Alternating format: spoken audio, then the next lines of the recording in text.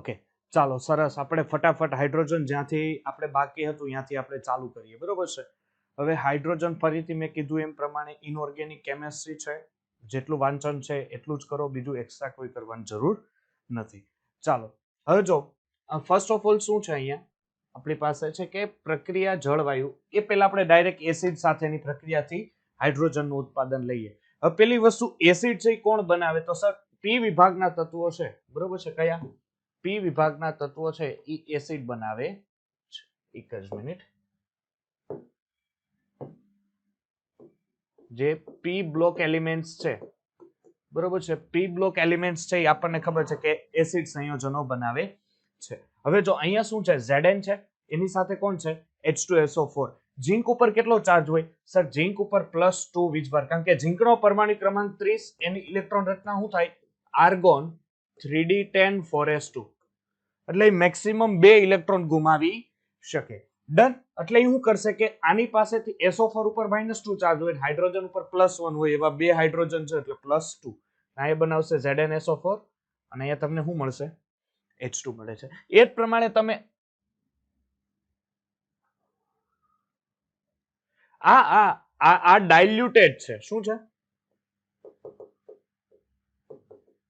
ડાયલ્યુટેડ લખેલું છે. ઓકે, ચાલો નેક્સ્ટ આવો. હવે શું છે કે ઝીંક છે પ્લસ HCl છે.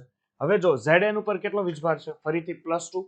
અહીં ક્લોરીન ઉપર -1, તો અહીંયા ZnCl2 બને અને અહીંયા 2 હાઇડ્રોજન સમીકરણ સંતુલિત કરો તો 2 હાઇડ્રોજન છૂટા પડવા પડે. આ બધી રિએક્શનો છે, આ બધી રિએક્શનો લેબોરેટરી પ્રિપરેશન છે. એટલે કે તમે પ્રયોગશાળામાં, જો તમને MCQ આવે કે પ્રયોગશાળામાં તમે લોકો હાઇડ્રોજનની બનાવટ એસિડ સાથે કરવી હોય તો આ રીતે. પણ આ બધી વસ્તુ એક ક્લિયર કટ રાખવાની છે કે આ બધી વસ્તુ ડાયલ્યુટેડમાં થાય છે, ક્યાંય કોન્સન્ટ્રેટેડ લેવામાં આવતો નથી. બધી વસ્તુ શું છે? ડાયલ્યુટેડ જ છે. હવે જો તમારી પાસે મેગ્નેશિયમ તથા મેંગેનીઝ છે. હવે તમે એની મંદ HNO3 સાથે પ્રક્રિયા કરો. હવે બે પ્રક્રિયા જો, મેંગેનીઝ એટલે મેગ્નેશિયમ એટલે કયા વિભાગનું તત્વ? સર S બ્લોક એલિમેન્ટ્સ, એમાં આલ્કલાઇન અર્ધધાતુ. મેંગેનીઝ કોનું તત્વ? તો સર ડી બ્લોક એલિમેન્ટ્સ નું તત્વ છે, બરોબર છે. મેંગેનીઝ નો પરમાણુ ક્રમાંક કેટલો થાય? 25. મેગ્નેશિયમ નો પરમાણુ ક્રમાંક કેટલો થાય? 12. હવે જો તેની નાઇટ્રિક એસિડ સાથે પ્રક્રિયા કરતા પણ H2 આપે, પણ સામાન્ય રીતે તમે નાઇટ્રિક એસિડ વાપરી શકો નહીં. હવે જો, હવે ઝીંકમાંથી H2 મેળવવા H2SO4, સાંદ્ર HCl કે સાંદ્ર HNO3 વાપરી શકાય નહીં. અહીંયા મેં પહેલા જ કીધું કે અહીંયા તમારે જો H2 મેળવવું હોય તો કોનું શું લેવું પડે? ડાયલ્યુટેડ, મંદ લેવું પડે. તમારે શું લેવું પડે? મંદ લેવું પડે. તમે સાંદ્ર છે એની સાથે નહીં પ્રક્રિયા કરો. સાંદ્ર સાથે શું કામ પ્રક્રિયા ના થાય? કારણ કે સાંદ્ર શું કરે ખબર છે? ધાતુને બાળી નાખે. હવે આપણને H2SO4 ખબર જ છે કે જો ઝીંક સાથે આવશે તો ઝીંકના મોલેક્યુલ્સને જે બાળી નાખશે, બરોબર છે. જો ડાયલ્યુટેડ હશે તો કોઈ પ્રોબ્લેમ નહીં આવે, પણ જો કોન્સન્ટ્રેટેડ હશે તો એના ધાતુને શું કરશે? બાળી નાખે છે. નેક્સ્ટ જો, એક જ મિનિટ. હવે શું છે કે H2 દ્વારા, ધ્યાન આપજો, કોના દ્વારા? H2 દ્વારા. એક જ મિનિટ.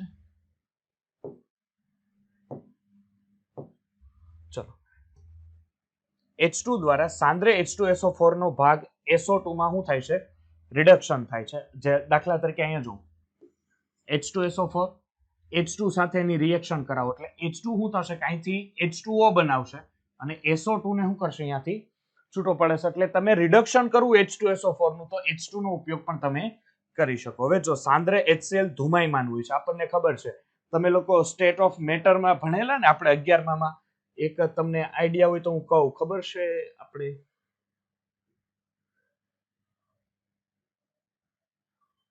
ઓલિયમ તો હતું જ.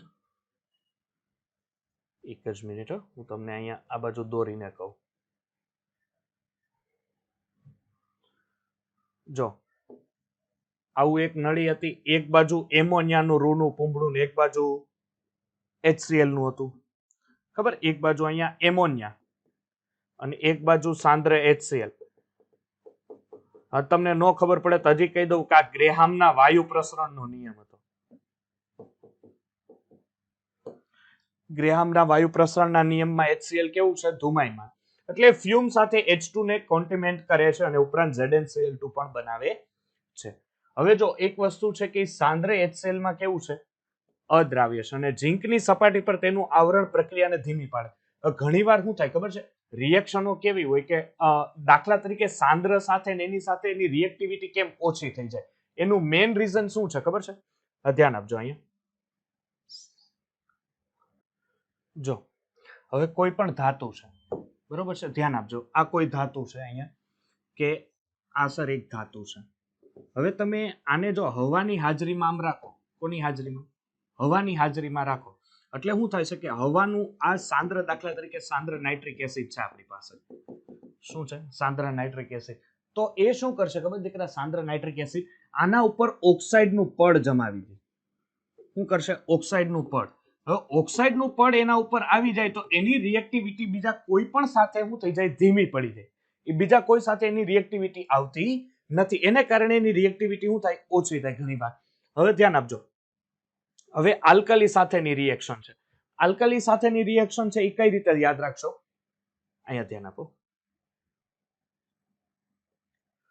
જો હવે તમારી પાસે ઝીંક છે, આલ્કલી કોણ છે? NaOH. શું બનાવશે? પેલી વસ્તુ Zn ઉપર કયો ચાર્જ? એક જ કહું છું, બાકીના બધા તમે સમજી લેજો. Zn ઉપર કયો ચાર્જ? +2 ચાર્જ. Na ઉપર કયો? +1. OH ઉપર કયો? -1. હવે શું કરશે કે આ સોડિયમ ઝિંકેટ બનાવશે. શું બનાવશે? Sodium zincate. એટલે આટલી વસ્તુ તમને દેખાય ને, એનું એક સંયોજન બનશે. એ સંયોજન હશે Na2ZnO2. બરોબર છે? સમીકરણને સંતુલિત કરો. અહીંયા સોડિયમ 2 છે, અહીંયા 2 વડે ગણો તો OH કેટલા થયા? 2. 2 ઓક્સિજન અહીંયા વપરાઈ ગયા. હવે અહીંયા શું વધ્યું સર? 2 હાઇડ્રોજન. અહીંથી H2 સ્વરૂપે છૂટો પડે. આને કહેવાશે સોડિયમ ઝિંકેટ. એ જ પ્રમાણે જુઓ, એલ્યુમિનિયમ છે તો એલ્યુમિનિયમ ઉપર કયો ચાર્જ હશે? +3. Sn છે તો Sn ઉપર કયો ચાર્જ હશે? +3. બરોબર છે? એટલે આ રીતના તમે એની જુદી જુદી રાસાયણિક પ્રક્રિયાઓને આધારે પણ શું કરી શકો? H2 મેળવી શકો. તો તમારે કોઈ દિવસ ગભરાવાનું ન થાય કે ભાઈ સર એસિડ સાથે રિએક્ટિવિટી કરીને હાઇડ્રોજન મેળવો, અને આલ્કલી સાથે પણ રિએક્ટિવિટી કરીને હાઇડ્રોજન આપણે મેળવી શકીએ છીએ. દાખલા ચાલો, હવે શુદ્ધ હાઇડ્રોજન જો તમારે બનાવવું છે તો શુદ્ધ હાઇડ્રોજન તમે કઈ રીતે બનાવી શકો? ચાલો નેક્સ્ટ. ચાલો, શુદ્ધ હાઇડ્રોજન બનાવવું છે. અહીંયા ધ્યાન આપજો, શુદ્ધ હાઇડ્રોજન તમે લોકો કઈ રીતે બનાવી શકો? હવે જો 99.95% ઊંચી શુદ્ધતા વાળો H2 છે આપણી પાસે, 99. તો એની બનાવવા માટેની નીચેની પદ્ધતિ. આ લોકો શું કહે છે કે પ્લેટિનમ અને નિકલ વિદ્યુત ધ્રુવ દ્વારા બેરિયમ હાઇડ્રોક્સાઇડના ગરમ જલીય દ્રાવણનું વિદ્યુત વિભાજન U આકારની નળી કરી અતિ શુદ્ધ H2 વાયુ મેળવી શકાય છે. હવે શું કરવાનું? જો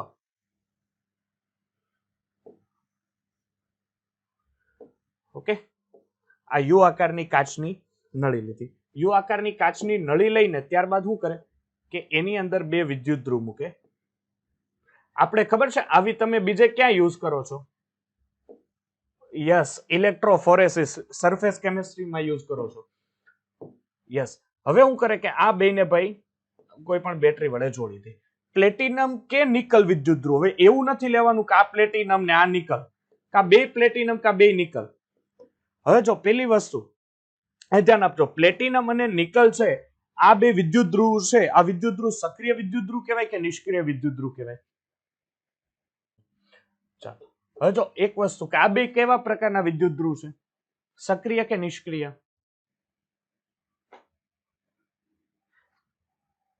2 નિષ્ક્રિય કહેવાય. નિષ્ક્રિય. નિષ્ક્રિય વિદ્યુત ધ્રુવ શું કહેવાય ખબર છે? એ ફક્ત પોતાની સરફેસ ઉપર પ્રક્રિયા થવા દે. નિષ્ક્રિય વિદ્યુત ધ્રુવ એટલે પોતાની સરફેસ ઉપર પ્રક્રિયા થવા દે, પોતે પ્રક્રિયામાં ભાગ લેતો નથી. બરોબર છે? ત્યારબાદ હવે જો એટલે આ પછી શું કરે કે બેરિયમ હાઇડ્રોક્સાઇડનું દ્રાવણ છે, અહીંયા બેરિયમ હાઇડ્રોક્સાઇડનું દ્રાવણ એ લોકો નાખે, અને બેરિયમ હાઇડ્રોક્સાઇડના દ્રાવણનું વિદ્યુત વિભાજન થઈને એની રિએક્શન થાય છે. બરોબર છે? અને યુ આકારની નળીમાં અતિ શુદ્ધ. પછી તમે શું કરો કે એક બાજુને એનોડ આપી દો, એક બાજુને કેથોડ આપી દો. ઓકે, એનોડ અને કેથોડ બેને એક એક આપી દો અને એની સાથે રિએક્શન કરીને પછી એનોડ કેથોડ. પણ એનું અત્યારે કોઈ કામ નથી, ખાલી આટલી સમજુ વસ્તુ. હવે જો H2O સ્વરૂપે ઓક્સિજન અશુદ્ધિ દૂર કરવા તેને ગરમ પ્લેટિનમની જાળી પરથી પસાર કરવામાં આવે અને તે H2O ને P2O5 દ્વારા દૂર કરી શકાય છે. બરોબર છે? બીજી વસ્તુ કે હવે પોટેશિયમ હાઇડ્રોક્સાઇડ કરતા બેરિયમ હાઇડ્રોક્સાઇડની પસંદગી, જો 2 હાઇડ્રોક્સાઇડ હોય ઓકે, પોટેશિયમ હાઇડ્રોક્સાઇડ ને બેરિયમ હાઇડ્રોક્સાઇડ. તો એમાં બેરિયમ હાઇડ્રોક્સાઇડ ની હું કામ પસંદગી કરી? કારણ કે CO2 નું શોષણ ત્યારે થાય ગમે ત્યારે પણ જો તમે હાઇડ્રોજન મેળવતા હોય. હવે દાખલા તરીકે તમારી પાસે KOH છે અને બેરિયમ હાઇડ્રોક્સાઇડ છે. હવે ન કરે નારાયણ અને જો એમાં CO2 આવી જાય, કોણ આવી જાય? CO2 આવી જાય તો CO2 નું શોષણ સારામાં સારું આ ભાઈ કરી શકે. કેમ? કારણ કે CO2 નું શોષણ કરીને અહીંથી એક ઓક્સિજન કરીને બેરિયમ કાર્બોનેટ બનાવી નાખે. શું બનાવી નાખે? Barium carbonate. એટલે અશુદ્ધિ જે CO2 ની હતી બેરિયમ લઈને નીકળી ગયું, પણ પોટેશિયમ લઈને નીકળી શકતું નથી. શું કામ? કારણ કે પોટેશિયમ ઉપર પ્લસ વીજભાર હોય અને કાર્બોનેટ ઉપર -2 વીજભાર હોય. ખબર પડે છે કે નથી પડતી? કાર્બોનેટ ઉપર -2 અને પોટેશિયમ ઉપર પ્લસ હોય, કારણ કે અહીંયા બેરિયમ કાર્બોનેટ સરળતાથી શું બને? બીકોઝ ઓફ બેરિયમ ઉપર +2 વીજભાર હોય. ડન. ચાલો હવે જો આ રિએક્શન જોવો અહીંયા નીચે કે સોડિયમ હાઇડ્રેટ પાણી સાથે રિએક્શન કરીને NaOH બનાવે. સરળ છે રિએક્શન, બરોબર છે. આ રિએક્શન નું યુનો મેથડ નું કઈ કામ નથી. આપણે Mg પ્લસ ડાયલ્યુટેડ H2SO4 આપણે આગળ જ જોયું હતું કે એસિડ સાથે પ્રક્રિયા કરો, પણ એ કયો એસિડ? ડાયલ્યુટેડ. ડાયલ્યુટેડ H2SO4 હશે તો જ રિએક્શન એસિડ કોઈ પણ રિએક્શન ધાતુ સાથે કરે, S વિભાગના તત્વ સાથે કરે છે, એનો પેલો તમારે ભાર જોવાનો રહે કે ઈ પ્રક્રિયા કયા એસિડ સાથે છે, કોન્સન્ટ્રેટેડ છે કે ડાયલ્યુટેડ છે. એ પહેલી વસ્તુ તમારે કમ્પલસરી યાદ રાખવાની રહેશે. Yes, that means MgSO4 plus H2. Done. Clear છે? કોઈ ડાઉટ? શુદ્ધ H2SO4 બેરિયમ હાઇડ્રોક્સાઇડ વાળું યાદ રાખવાનું, અશુદ્ધિ P2O5 વાળી, અને આ વસ્તુ. કોઈ ડાઉટ રહેશે આમાં? બધા? યસ. ચાલો, વાહ દીકરા વાહ. ચાલો નેક્સ્ટ આગળ વધીએ. ચાલો હવે ઇલેક્ટ્રોફોરેસિસ બોસ રિએક્શન ને હવે જો મેં આમાં છે ને ઉપયોગો એડ નથી કર્યા, એટલે ઉપયોગો જેવું લાગે ને તો તમે વાંચી લેજો, બરોબર છે. ઉપયોગોનું આપણે એટલું બધું કઈ. ચાલો જો ઔદ્યોગિક ઉત્પાદન કઈ રીતે કરશો. હવે શું કરવાનું છે? H2O છે, H2O નું ઇલેક્ટ્રોલિસિસ કરવાનું કે છે એ લોકો આપણને કે ભાઈ H2O નું તમે લોકો ઇલેક્ટ્રોલિસિસ કરો અને મને કહો કે હું જોડો. હવે ઇલેક્ટ્રોલિસિસ H2O નું કરો એટલે એ લોકો શું વાપરવાનું કીધું? KOH ના વિદ્યુત વિભાજન, પાણીના વિદ્યુત વિભાજન. એટલે ફરીથી શું કરો કે સર એક પાણીનું પાત્ર લ્યો, એમાં 2 વિદ્યુત ધ્રુવ મૂકો. ચાલો 2 વિદ્યુત ધ્રુવ મૂક્યા, એકને આપો એનોડ, એકને આપો કેથોડ. હવે આની અંદર પ્યોરલી પાણી જ છે, પાણી સિવાય બીજી કોઈ વસ્તુ હાજર નથી, એટલે H+ અને O-2. ડન. ચાલો H+ કઈ બાજુ જાહે? એનોડ બાજુ, કેથોડ બાજુ?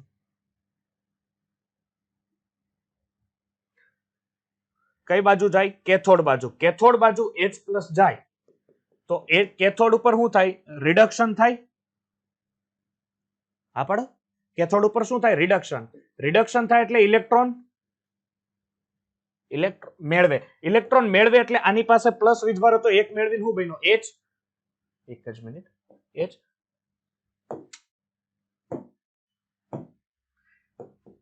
H બન્યો, પણ એકલો H કોઈ દિવસ સ્થાયિત્વ રહેતો નથી. એટલે આપણને ખબર, આને આપણે 2 વડે ગુણવા પડે, આને 2 વડે ગુણવા પડે, તો અહીંયા શું મળી ગયું? H2. સમજ પડે? હવે સામે ઓક્સિજન છે, જુઓ ઓક્સિજન ક્યાં જાય? એનોડ ઉપર જાય, કારણ કે એના ઉપર કેટલો વીજભાર? માઇનસ. જો અત્યારે જે પણ વિદ્યુત વિભાજનની પ્રક્રિયા શીખવાડું છું એ અત્યારથી યાદ રાખજો, કારણ કે ઇલેક્ટ્રોકેમિસ્ટ્રીમાં આ તમારે ઢગલો છે, એ જાતે જ કરવાની બધી થશે. ઓક્સિજન ઉપર કયો ચાર્જ હોય? -2. ઓક્સિજનને ન્યુટ્રલ થવું, એનોડ ઉપર શું થાય? ઓક્સિડેશન. ખાસ ધ્યાન આપજો, એનોડ ઉપર શું થાય? ઓક્સિડેશન. એનોડ ઉપર ઓક્સિડેશન થાય તો આ ભાઈ શું કરે? ઇલેક્ટ્રોન ગુમાવે દીકરા. આને મેળવે એટલે આ ગુમાવે, એટલે આ O બને એટલે આને 2 ઇલેક્ટ્રોન ગુમાવ્યા હોય. ઓકે, એટલે અહીંયા આપણે આને લખી શકીએ. કોઈ ડાઉટ? જો તમને સમજાતું હોય તો અહીંયા O2 લખ્યું એટલે મારે અહીંયા 2 લખવા પડે ને. 2 લખું, ચાર્જ કેટલા થાય? 4 થાય. એટલે અહીંયા કેટલા? 4 ઇલેક્ટ્રોન થાય. તો આ ભાઈને મારે 4 આપવા પડે, કારણ કે આને 4 ગુમાવ્યો તો આને 4, તો અહીંયા મારે હાઇડ્રોજન 4 કરવા પડે. હાઇડ્રોજન 4 કરો એટલે અહીંયા 2H2 કરવા પડે. હવે આટલી વસ્તુ અહીંયા જોવો તો 2H2 + O2. ડન. કોઈ ડાઉટ?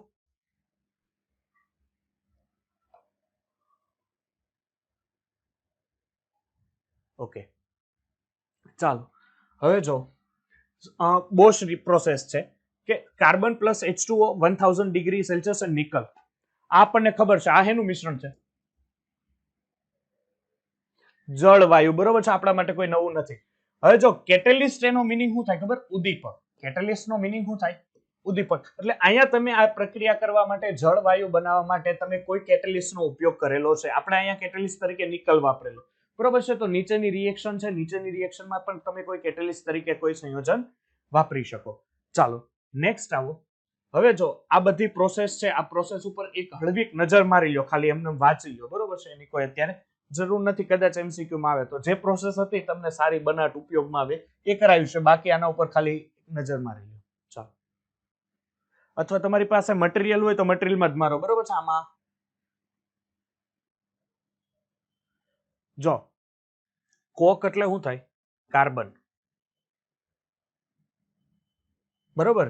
એટલે ઓવન ગેસીસ એટલે શું થશે કે આ જે કાર્બન છે એ બીજા કોઈ પણ વાયુઓ સાથે મિશ્ર કરીને, હવે વાયુઓનું મિશ્રણ છે, બરોબર છે. હવે વાયુઓના મિશ્રણની સાથે સાથે આપણને ખબર છે વાતાવરણમાં H2 છે, CO2 છે, પ્લસ N2 છે અને પ્લસ ઓક્સિજન છે. એટલે આ ઓવન ગેસીસને રિએક્શનને કારણે પણ તમે લોકો હાઇડ્રોજન મેળવી શકો. ચાલો નેક્સ્ટ.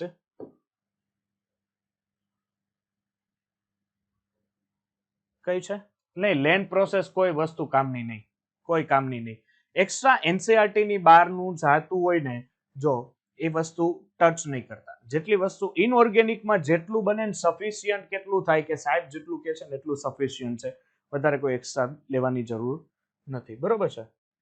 આપણને ખબર છે કે જેને અત્યારે યરમાં પહેલો નંબર આવ્યો છે, બરોબર છે, એ આપણને સજેશન શું કરે છે કે ભાઈ તમે લોકો NCERT ને પકડો, બીજી કોઈ વસ્તુ અત્યારે કરવાની જરૂર નથી. એ સફિશિયન્ટ છે તમારા માટે. સારામાં સારો સ્કોર કરવો હોય તો એટલી વસ્તુ લીટી ઘસી નાખવાની, બસ.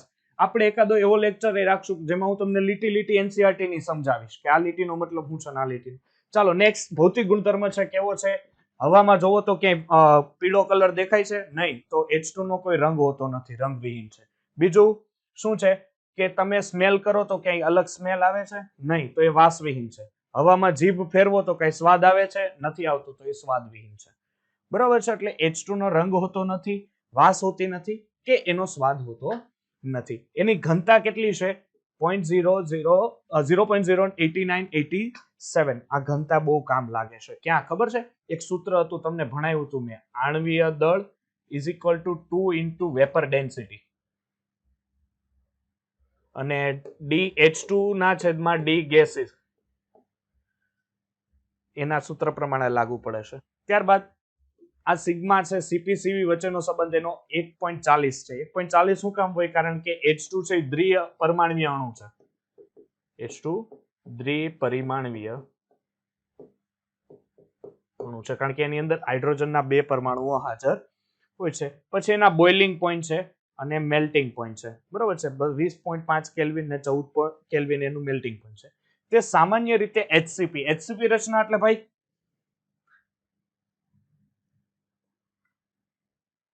હેક્સાગોનલ ક્લોઝ પેકિંગ રચના. કેવી થશે? હેક્સાગોનલ ક્લોઝ પેકિંગ રચના.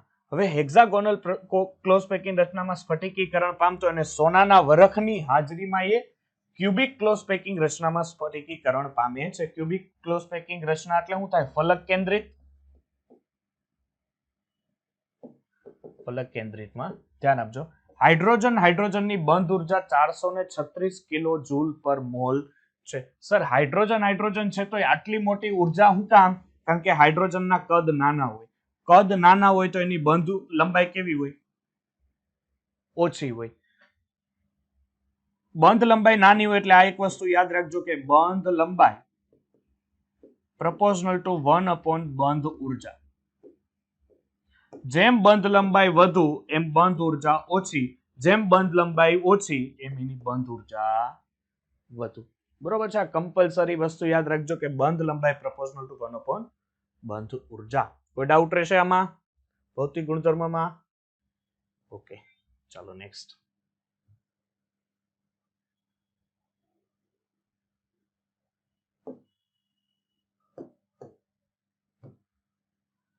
ચાલો હવે જો ડાયહાઇડ્રોજનની કેમિકલ પ્રોપર્ટીઝ શું છે? કેમિકલ પ્રોપર્ટીઝ કે કમ્બશન કરાવો, કમ્બશન એટલે શું થશે? દહન. હવે હાઇડ્રોજનનું ઓક્સિજનની હાજરીમાં દહન કરાવો એટલે H2 મળે, અને આ H2 ની ઉર્જા જે છે એન્થાલ્પી, હવે આ ઉર્જા માઇનસ છે, આ ઉર્જા માઇનસ છે એટલે જ્યારે પણ પાણી બનતો હોય ત્યારે એમાંથી ઉર્જા શું થાય? ઉત્પન્ન થાય. એટલે આ પ્રક્રિયા કેવી હોય? ઉષ્માક્ષેપક પ્રક્રિયા હોય. કેવી હોય? પ્રક્રિયા. અને આની જે ફ્લેમ છે એ પેલી બ્લુ કલરની ફ્લેમ તમને જોવા મળે છે. નેક્સ્ટ છે કમ્બશન રિએક્શન, એટલે HH ની બંધ ઉર્જા 436 છે. હવે કોઈ પણ તત્વને બે પરમાણુ વચ્ચેના એક બંધની બંધ ઉર્જા કરતા વધારે હોય તેથી તે ખૂબ સક્રિય તત્વ છે. હવે જો 2000 કેલ્વિન તાપમાને તેનું ફક્ત 0.081% જેટલું જ વિયોજન થાય છે, અને 5000 કેલ્વિન તાપમાને લગભગ 95% વિયોજન થઈ જાય. એટલે એને બેનું મિનિંગ શું થયો કે જો તમે બંધ ઉર્જા કરો છો તો બંધને તમારે તોડવો હોય એટલે તમારે ટેમ્પરેચર અપ લેવું પડે. તો 2000 કેલ્વિન સુધી તો સમજો એ તૂટતો જ નથી. પછી જેવું 5000 આપો એટલે લગભગ 95% એનું કામ તમામ થઈ જાય. હવે જો આ સંયોજન છે ને એ કમ્પલસરી હાઇડ્રેટનો ગુણધર્મ વધારે ધરાવે. હવે મેં તમને કીધેલું, આગળ પણ કીધેલું, અત્યારે પણ તમને યાદ હશે કે કોઈ પણ હાઇડ્રોજન છે હાઇડ્રાઇડ કોની સાથે બનાવે? તો સર ધાતુ હોય ને એની સાથે હાઇડ્રાઇડ બનાવે. કોની સાથે? ધાતુ હોય અને હાઇડ્રોજન હોય, ધાતુ plus hydrogen, it's give hydride. હવે હાઇડ્રાઇડ ક્યારે બનાવે? યસ, ધાત્વીય હાઇડ્રાઇડ. હવે ધાતુ છે આપણને ઓલવેઝ ખબર છે કે ધાતુ કયા વીજભારમાં હોય? પ્લસ વીજભારમાં જ હોય. હાઇડ્રોજન છે તો હાઇડ્રોજન અહીંયા કેવો હોવો જોઈએ? માઇનસમાં. તો જ હાઇડ્રાઇડ બનાવે. દાખલા તરીકે આપણી પાસે લિથિયમ છે તો અહીંયા લિથિયમ, જો એક બતાવું છું રિએક્શન, બાકીની બધી તમને ખબર પડી જાય. લિથિયમ ઉપર કેટલો વીજભાર હોય? પ્લસ વીજભાર હોય. હવે શું કરે? હાઇડ્રોજનના બે વિભાગ છે એટલે હાઇડ્રોજનની બંધ ઉર્જા કેટલી છે? 436 કિલોજૂલ પર મોલ જેટલી છે. હવે શું થાય કે આનું કરાવો દીકરા વિષમ વિભાજન. શું કરાવું? વિષમ વિભાજન. જો દીકરા હું સમ વિભાજન કરાવું તો શું થાય? સમ વિભાજન કરાવું તો શું થાય? એની આઈડિયા? સમ વિભાજન કરાવો એટલે મુક્ત મૂલક આવે. સમજ પડે? પણ વિષમ વિભાજન કરાવું એટલે પ્લસ ઓર માઇનસ આવે. વિષમ વિભાજન કરાવું તો પ્લસ ઓર માઇનસ આવે. તો આના ઉપર પ્લસ વીજભાર હશે, આના ઉપર એક ઉપર માઇનસ હશે. એટલે આ લિથિયમ શું કરશે? હાઇડ્રાઇડ સાથે પ્રક્રિયા કરી લિથિયમ હાઇડ્રાઇડ બનાવે છે. સેમ બધી પ્રોસેસ જોવો. કોઈ આમાં ડાઉટ? એક અહીંયા તમને જો આની રિએક્ટિવિટીનો ઓર્ડર તમે મને કોઈ કહી શકશો? મેં હમણાં જ ભણાવ્યું છે કે F2 ની કેમ વધારે ને I2 ની કેમ ઓછી?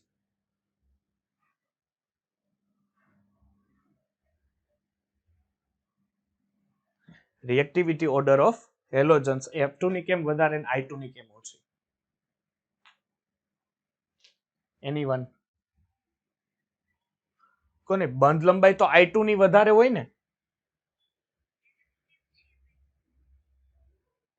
હવે જો એક સીધું સરળ છે.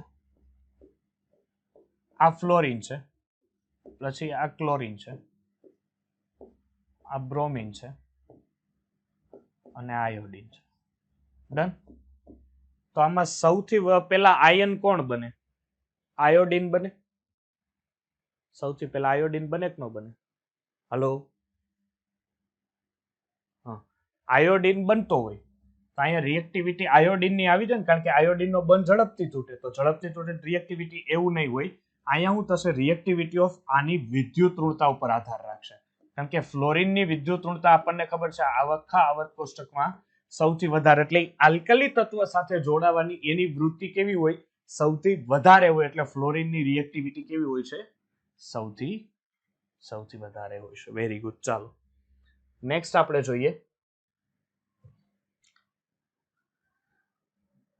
જો આ બે રિએક્શન તો તમે ગોખી નાખી છે. હવે એમોનિયાની બનાવટ અને CH4 ની બનાવટ. હવે જો રિડ્યુસિંગ નેચર, ખાસ એક વસ્તુ યાદ રાખજો. શું છે રિડ્યુસિંગ નેચર? કે આ ભાઈ છે રિડ્યુસિંગ નેચર તરીકે વર્તે છે. એ શું કરે છે? સામેવાળાનું રિડક્શન. અહીંયા જુઓ, હાઇડ્રોજન ઓક્સિજન પ્રત્યે પ્રબળ આકર્ષણ હોવાથી તે ઓક્સિજન દૂર કરી શકે છે. આથી ઓછી વિદ્યુત ધન ધાતુઓ, ખાસ યાદ રાખજો, ઓછી વિદ્યુત ધન ધાતુઓ એ કોનું ઓછી વિદ્યુત ધન ધાતુ એટલે કે જેના ઉપર આંશિક ધન વીજભાર આવતો હોય. કેવી ધાતુ તમે ન લઈ શકો? તો આલ્કલી ધાતુ તમે ન લઈ શકો. શું કામ? કારણ કે આલ્કલી ધાતુ છે એ સૌથી વિદ્યુત ધનમય ધાતુ કહેવાય. શું કામ સર સૌથી વધારે વિદ્યુત ધનમય? કારણ કે દીકરા એ ઝડપથી ઇલેક્ટ્રોન ગુમાવે. એ ઝડપથી ઇલેક્ટ્રોન ગુમાવે, ઝડપથી ઇલેક્ટ્રોન ગુમાવતો હોવાથી એ સૌથી વધારે ધન વિદ્યુત ધાતુ કહેવાય. ડન છે?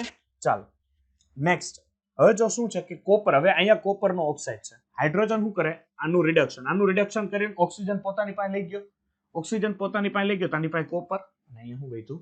H2 વધ્યું. Same as it is hydrogen છે, અહીંથી ઓક્સિજન ઉપાડે H2O પ્લસ 3Fe. બરોબર છે? સમીકરણ સંતુલિત કરવું હોય, શીખવું હોય તો અહીંયા ધ્યાન આપો. Fe3O4 plus H2. તમને મેં સમીકરણ સંતુલિત કરતા શીખવાડી દીધું છે, છતાંય અહીંયા જુઓ H2O. હંમેશા પહેલા કોને સંતુલિત કરવાના? જે ઓછા વિસ્તરેલા હોય એને પહેલા સંતુલિત કરવાના. ડન? ચાલો, આમાં સૌથી ઓછું વિસ્તરેલું Fe દેખાય છે મને અત્યારે, તો હું Fe ને સંતુલિત કરું. અહીંયા Fe 3 છે, તો મારે અહીંયા 3 વડે ગુણવા પડે. ચાલો, ઓક્સિજન આ બાજુ કેટલા છે? 4 છે. 4 હોય તો અહીંયા મારે 4 વડે લેવા પડે. હવે જુઓ, હાઇડ્રોજન કેટલા થયા? 8. 8 થયા હોય તો મારે અહીંયા 4 વડે ગુણવા પડે. રેડી? સમીકરણ સંતુલન. તો આ પ્રક્રિયામાં જુઓ, હાઇડ્રોજને શું કર્યું કે આયન પાસેથી ઓક્સિજન દૂર કર્યો, એટલે હાઇડ્રોજને આનું રિડક્શન કર્યું એવું કહેવાય. તો આનું આણે શું કર્યું? રિડક્શન. ડન? કારણ કે આને એટલે આ કયા તરીકે વર્તે? રિડ્યુસિંગ એજન્ટ તરીકે વર્તે. કોઈ પણ નું રિડક્શન કરવું હોય તો હાઇડ્રોજન સૌથી મોટું પ્રબળ ભાગ છે. આ તમે જોઈ લો ને, અહીંયા બાકી બધા જો આ આઈડિયા આવશે ને, ZNO માંથી Zn Pb+2. સર આને કેમ રિડક્શન કર્યું? અહીંયા જુઓ, Pb+ ઉપર કયો વીજભાર છે? +2 છે અત્યારે. દેખાય છે? અહીંયા કેટલો થયો? 0. +2 માંથી 0 એટલે તો H2 એ રિડક્શન કર્યું કે ન કર્યું? યસ, કર્યું. હવે જો આ શું છે? આલ્કિન છે. આનું નામ શું છે? ઇથિન. શું છે? ઇથિન. ડબલ બોન્ડ છે, એમાંથી એક બોન્ડ શું કરશે? તોડી નાખશે. બે જગ્યાએ એક એક હાઇડ્રોજન લાગી જાય. શું બને? CH3. પ્રક્રિયા પરિસ્થિતિ યાદ રાખજો. ઓર્ગેનિકમાં પણ આ રિએક્શન આવે છે. નિકલ, પ્લેટિનમ ને પેલેડિયમ 473 કેલ્વિન તાપમાને. એ જ રીતે તમે અહીંયા ટ્રિપલ બોન્ડ છે, એટલે આ આલ્કાઇન થયું. આનું બીજું નામ કહેવાય એસિટિલિન. શું કહેવાય? એસિટિલિન. અને હજી એક એનું નામ થાય ઇથાઇન. અને આ ભાઈ છે, આને ઓલિફિન પણ કહેવાય. શું કહેવાય? એટલે આ વસ્તુ છે ને, અલગ અલગ નામ છે ને, આપણને ક્યારેક ક્યારેક હેરાન કરતા હોય, એટલે આ યાદ રાખો. હવે અહીંયા 2 હાઇડ્રોજન 4 હાઇડ્રોજન ની જરૂર પડે, કારણ કે અહીંયા 2 પાઇબંધ છે. અને અહીંયા પાઇબંધ ની સંખ્યા કેટલી હતી? 1 જ હતી. અહીંયા 2 પાઇબંધ છે, તો તમારે હાઇડ્રોજન 4 એડ કરવા પડે. અને અહીંયા 2 પાઇબંધ 1 પાઇબંધ હતો, એટલે હાઇડ્રોજન તમારે 2 એડ કરવા પડે. ડન? CH3 તમને પ્રાપ્ત થઈ જશે. હવે જો અનસેચ્યુરેટેડ ઓઇલ છે, એટલે વેજીટેબલ ઓઇલ, આપણે એનું રિડક્શન કરો તો તમને સેચ્યુરેટેડ ફેટ મળે, અથવા જેને આપણે વેજીટેબલ ઘી પણ કહીએ છીએ. હવે જળવાયુ છે, CO+H2, જળવાયુની રિએક્શન કરતા એમાંથી તમે મિથેનોલ મેળવી શકો. આ રિએક્શન તમને આઈડિયા હોય તો આલ્કોહોલ, ફિનોલ, ઇથરના ચેપ્ટરમાં છે, ખબર? 12માનું ઓર્ગેનિકનું આલ્કોહોલ, ફિનોલ અને ઇથર છે ને, એમાં આ રિએક્શન છે. ઓકે, હવે આલ્કોહોલ, ફિનોલમાં, ઇથરમાં છે, એટલે અત્યારે જોઈ લીધું, એટલે આપણે કોઈ માથાકૂટ ના થાય. ચાલો, હવે જો આ ટ્રાન્સપોર્ટેશન ઓફ હાઇડ્રોજન, આની કોઈ જરૂર નથી, ખાલી એમને સાદી નજર મારી લેવી. બરોબર છે? Transportation of hydrogen.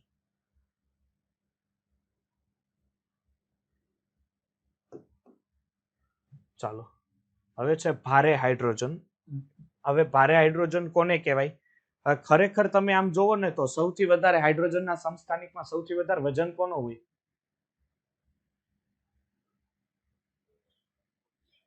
ટ્રિટિયમનો હોય. કોનો હોય? ટ્રિટિયમનો હોય. પરંતુ ટ્રિટિયમને હું કામ ગણતરીમાં નથી લેતા ભારેમાં?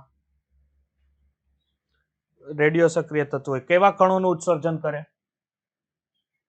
કેટલું અર્ધ આયુષ્ય સમય હોય? 12.5 33 વર્ષ, બરોબર છે. એટલે આ લોકો ભારે પાણીની કેટેગરી લેવાની થાય ને એટલે ડી ને વધારે કન્સિડર કરે, કારણ કે ટ્રિટિયમ શું થાય ખબર છે? ટ્રિટિયમ સાલું એને પ્રયોગશાળામાં તમે પ્રક્રિયા કરવા લઈ જાઓ તો એ તમારા ઉપર પ્રયોગ કરી નાખે, કારણ કે સતત પોતાનામાંથી રેડિયો સક્રિયનું વ્યય કરતો હોય. હવે જો પ્રવાહી હાઇડ્રોજનના નિસ્યંદનથી તમે મેળવી શકો જે સાદો H2 હોય, આ H2 ઇઝ પ્રોટિયમ, બરોબર ને? H2 એ જ પ્રોટિયમ કે નહીં?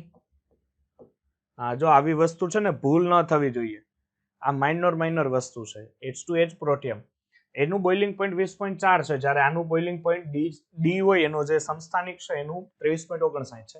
ઉત્કલન બિંદુના તફાવતને આધારે તમે નિસ્યંદન કરતા પ્રથમ H2 મુક્ત થાય અને પછી D2 નું પ્રમાણ વધુ હોય એટલે બાકીનો D2 મુક્ત થાય. એનો રેશિયો છે, બરોબર છે. પ્રસરણ વેગનું સૂત્ર ખબર છે? સ્ટેટ ઓફ મેટરમાં આવે પ્રસરણ વેગ.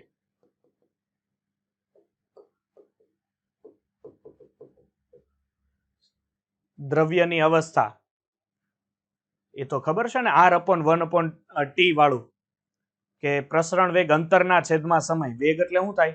અંતરના છેદમાં સમય, એટલે કેટલું એને અંતર કાપ્યું છે એના છેદમાં એને લાગતો સમય, બરોબર છે.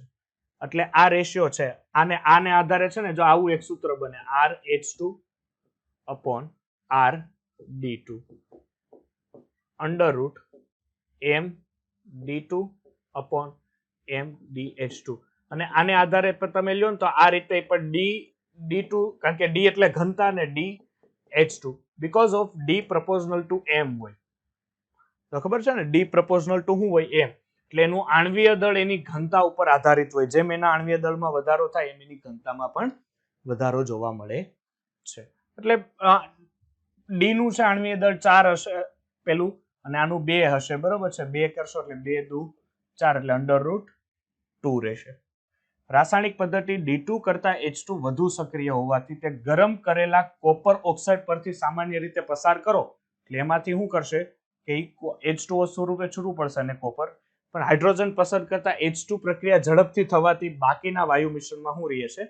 D2 રહે છે. આ લોકો શું કરે ખબર કે એક પાત્રમાં, જો હું તમને સીધું સરળ સમજાવું, કે એક પાત્રમાં D2 અને H2 અત્યારે મિશ્ર છે. શું છે? D2 પ્લસ H2 મિશ્ર છે. આ લોકો શું કરે કે આની અંદર કોપર ઓક્સાઇડ નાખે. શું નાખે? Copper oxide. હવે કોપર ઓક્સાઇડ એડ કરે એટલે શું થાય? કોપર ઓક્સાઇડ ફટાફટ H2 સાથે રિએક્ટિવિટી કરીને શું બનાવી નાખે? Cu plus H2O. હવે આ દ્રાવણમાં વધ્યું શું? D2. આ D2 ને અહીંયાથી શું કરી નાખે છે? દૂર કરે છે. એટલે આ રીતના એ સરળતાથી દૂર થઈ શકે છે. ડન. આ D2O ની તમારી શું થઈ? બનાવટ. જો આ D2O ની રિએક્ટિવિટી જોઈ લો એકવાર. શું છે એની રિએક્ટિવિટી? કે સોડિયમ સાથે, એ ચારકોલ સાથે નીચા તાપમાને ચારકોલ સાથે આપણને ખબર હોવી જોઈએ કે ચારકોલ એ સારામાં સારો અધિશોષક છે. હવે તમને સમજાવવું ન પડે અધિશોષક એટલે શું. આની પહેલા એકવાર લેક્ચરમાં મેં સમજાવી દીધું હતું કે અધિશોષક એટલે શું થાય. ચારકોલ એ સારામાં સારો અધિશોષક છે, એટલે H2 નું શું કરે? શોષણ કરે, H2 ને નીચે તરફ ખેંચી લેશે. અધિશોષણ થાય જ્યારે બાકી રહેલા વાયુ મિશ્રણ D2 વધારે છે. એટલે શું થાય? ફરીથી H2 છે પ્લસ D2 છે. આ શું કરે કે અહીંયા એક ચારકોલનું પડ હોય, આ રીતનું એક ચારકોલનું પડ છે. હવે H2 અને D2 ને શું કરે કે આના ઉપરથી ધીરે ધીરે પસાર થવા દે. ગાડી એની ધીરે ધીરે ચાલતી જાય, ત્યાંથી શું થવા દે છે ને? પસાર. એટલે શું થાય કે H2 હશે ને, H2 બધો છે ને અહીંયા શોષાઈ જાય. જેટલો H2 છે ને એ ચારકોલ શું કરે?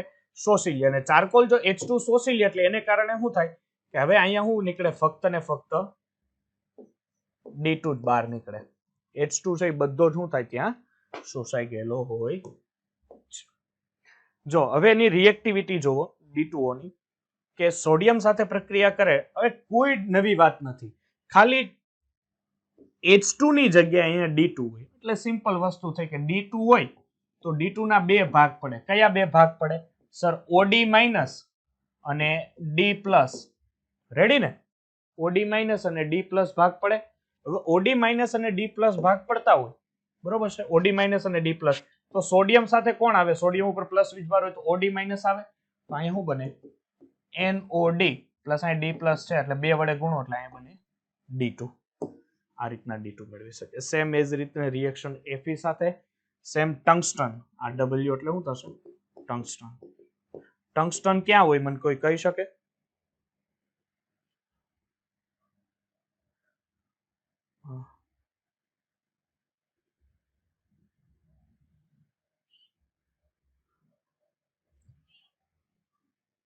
પિનલ ક્યાં હોય બેટા?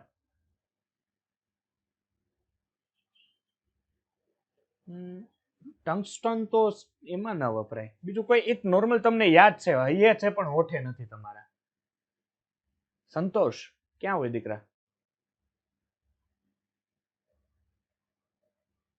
તમારા ઘરમાં લેમ્પ છે? Lamp lamp. હા, ક્યાં હોય? વિદ્યુત બલ્બનો જે ઓલો ફિલામેન્ટ હોય એ ફિલામેન્ટ ટંગસ્ટન નો બનેલો હોય, બરોબર ને? એટલે એ ટંગસ્ટન ને જ્યારે તમે D2O સાથે રિએક્ટિવિટી આપો એટલે ટંગસ્ટન ઓક્સાઇડ બને અને D2 ત્યાંથી છૂટો પડે ને એ પ્રમાણે D2O ની નટુ કોથળી સાથે એટલે Na2CO3 સાથે ઇલેક્ટ્રોલિસિસ કરો. ઇલેક્ટ્રોલિસિસ એટલે શું થશે? વિદ્યુત વિભાજન. વિદ્યુત વિભાજન કરો એટલે કેથોડ ઉપર D2 મળે અને એનોડ ઉપર O2 મળે છે, બરોબર છે? હવે જો સેમ રિએક્શન હવે તમારી જે મોસ્ટ આઈએમપી તમને જેમાંથી પ્રશ્ન પૂછી શકે એવા એ છે હાઇડ્રાઇડ. શું છે? હાઇડ્રાઇડ. કારણ કે હાઇડ્રાઇડ એક એવું કમ્પાઉન્ડ છે કે આપણી પાસે એમાં 3 હાઇડ્રાઇડના પ્રકાર હોય. 3 વસ્તુ અહીંયા ખાસ ધ્યાન આપજો. જો હવે હાઇડ્રાઇડ એટલે શું? પહેલી વસ્તુ કે હાઇડ્રાઇડના મુખ્ય 3 પ્રકાર છે. ક્ષારીય હાઇડ્રાઇડ અથવા આયનીય હાઇડ્રાઇડ, સહસંયોજક હાઇડ્રાઇડ અને પેલું બીજો જે ધાત્વીય હાઇડ્રાઇડ હતો એ. હવે એક વસ્તુ કોમન છે કે આ જે કમ્પાઉન્ડ છે એ લગભગ બધા બનાવે પણ સમૂહ 7, 8 કે 9 ધાતુઓ છે આના હાઇડ્રાઇડ બનાવતા નથી. સમૂહ 7, 8, 9 કયા વિભાગમાં આવે? ડી વિભાગમાં આવે. કેમાં આવે? ડી. તો ડી વિભાગના તત્વો કોઈ પણ એમાંય બનાવે ખરા, ઘણા ખરા, પણ સમૂહ 7, 8, 9 છે બનાવતા નથી. બીજી વસ્તુ કે હાઇડ્રાઇડના મુખ્ય 3 પ્રકાર છે. એમાં પહેલો પ્રકાર છે આયનીય હાઇડ્રાઇડ. આયનીય હાઇડ્રાઇડ એટલે કોને કહેવાય? કે જે આયનીય બંધ હોય. બીજી વસ્તુ કે જેની વિદ્યુત ઋણતા 0.9 થી 1.2 ની વચ્ચે ધરાવતા તત્વો છે એ હાઇડ્રાઇડ બનાવે. દાખલા તરીકે જો બેરેલિયમ અને મેગ્નેશિયમ અપવાદ સિવાય સમૂહ 1 ના તત્વો અને સમૂહ 2 ના તત્વો હાઇડ્રોજનને ઇલેક્ટ્રોનનું દાન કરે અને હાઇડ્રાઇડ બનાવે. મેં પહેલી જ વસ્તુ કીધી કે હાઇડ્રોજનને ઇલેક્ટ્રોનનું દાન કરીને હાઇડ્રાઇડ બનાવવું હોય એટલે અહીંયાથી છે આપણી પાસે જો લિથિયમ હતું તો લિથિયમ છે એટલે પહેલી વસ્તુ કે સર સમૂહ નંબર 1 નું તત્વ આલ્કલી તત્વ. આલ્કલી તત્વનો પ્રબળતાનો પહેલો ગુણધર્મ કયો હોય કે એ ઇલેક્ટ્રોનને છૂટા કરે. ઇલેક્ટ્રોનને શું કરે? છૂટા. એ પાસે રાખે એટલે અહીંયા લિથિયમ ઉપર કેટલો વીજભાર આવે? પ્લસ. હાઇડ્રોજન છે અહીંયા હાઇડ્રોજનના 2 હોય એમાંથી માઇનસને એટ્રેક્શન આપે, અણુ બનાવે લિથિયમ હાઇડ્રાઇડ. તમે એક વસ્તુ અહીંયા જોઈ હોય તો સર આને આયનીય નામ જ કેમ આપ્યું? આયનીય બંધ કેમ બને? ચાલો કયો તો. આયનીય બંધ બને કેમ? આપલે થાય. Very good. ઇલેક્ટ્રોનની આપલે થાય. તો અહીંયા એ જ વસ્તુ થઈ પ્લસ ઓર માઇનસ. કારણ કે આ ભાઈએ ઇલેક્ટ્રોન ગુમાવ્યો અને આ ભાઈએ મેળવો. કારણ કે H માઇનસ થશે, આ ગુમાવ્યો એટલે આ ઇલેક્ટ્રોનની આપલે થઈ એને કારણે જ આને હાઇડ્રાઇડ બંધ અથવા આયનીય બંધ કહેવાય. બીજી વસ્તુ સર આને ક્ષારીય શબ્દ શું કામ આપ્યો? તો ક્ષારીય શબ્દ આપવાનો મિનિંગ એ જ થાય કારણ કે આલ્કલી તત્વ છે એના જે તત્વો છે એટલે મીન્સ કે એ ધાતુ છે એ લગભગ ક્ષાર બનાવે. NaCl, KCl આ બધું બનાવે, ક્ષાર બનાવે એટલે એને ક્ષારીય હાઇડ્રાઇડ કીધું છે. યસ. જો પછી પોટેશિયમ સાથેની રિએક્શન છે, પછી સ્ટ્રોન્શિયમ છે, કેલ્શિયમ સાથેની રિએક્શન છે, બધામાં હાઇડ્રાઇડ બનાવે છે. 800 ડિગ્રી સેલ્સિયસ, 850 છે, 400 ડિગ્રી સેલ્સિયસ છે. પણ ગુણધર્મ શું છે કે તેઓ સફેદ અથવા આછા ભૂખરા રંગના સ્ફટિકમય પદાર્થ છે અને તે ક્ષારની જેમ વર્તે છે. મેં પહેલા જ કીધું કે ક્ષારીય હાઇડ્રાઇડ હોવાથી એક ક્ષાર થશે. તેઓના ગલન બિંદુ અને ઉત્કલન બિંદુ કેવા છે? ઊંચા છે. ઊંચા જોઈ ને શું કામ? કારણ કે તે આયનીય બંધમાં છે અને આપણને ખબર છે મીઠું ને પીગળાવવું કોઈ સહેલી વસ્તુ નથી કારણ કે આયનીય બંધમાં કોઈ પણ કમ્પાઉન્ડ હોય તો એના ગલન બિંદુ અને ઉત્કલન બિંદુ કેવા હોય છે? ઊંચા હોય છે. હવે પીગલિત અવસ્થામાં વિદ્યુતનું વહન કરી શકો તમે, એમને નોર્મલ અવસ્થામાં ન કરી શકો. હવે તમે એમ સમજો કે એક પાત્ર છે, અહીંયા અત્યારે મીઠાનો ઢગલો પડ્યો છે, બરોબર છે? આમાંથી વિદ્યુત પસાર કરો તો પસાર થાય? મીઠાનો એમને ઢગલો પડ્યો છે એમાં એક વાયર મૂકી દો સામે સાઈડ થાય વિદ્યુત? ન થાય. પણ એ જ વસ્તુ કે તમે પાણી લ્યો અને એમાં મીઠું નાખી દો, પાણી લ્યો ને એમાં મીઠું નાખી દો તો હવે પસાર થાય. એટલે એક ચોખ્ખી ને ચટ વસ્તુ શું થઈ કે તમે જો એને સોલિડ ફોર્મમાં રહેવા દેશો તો વિદ્યુતનું વહન નહીં થાય, પણ જો તમે એને લિક્વિડમાં લઈ ગયા તો સરળતાથી વિદ્યુતનું વહન થશે. ઉષ્મીય સ્ટેબિલિટી શું થશે કે લિથિયમ હાઇડ્રાઇડની સૌથી વધારે, પછી સોડિયમ, પછી પોટેશિયમ, પછી રૂબિડિયમ ને સીઝિયમ. વાય? બીકોઝ ઓફ, કારણ કે લિથિયમ અને હાઇડ્રોજન વચ્ચેની બંધ લંબાઈ સૌથી ઓછી, કારણ કે લિથિયમનું કદ સૌથી નાનું, જ્યારે સીઝિયમનું કદ સૌથી મોટું, એટલે એની બંધ લંબાઈ મોટી. એટલે આપણને જ અમે શીખવાડ્યું કે બંધ લંબાઈ જેમ મોટી એમ બંધને તોડવા માટે આપવી પડતી ઉર્જા વધારે કે ઓછી? એટલે આની ઉર્જા સૌથી વધારે હશે એવું ને?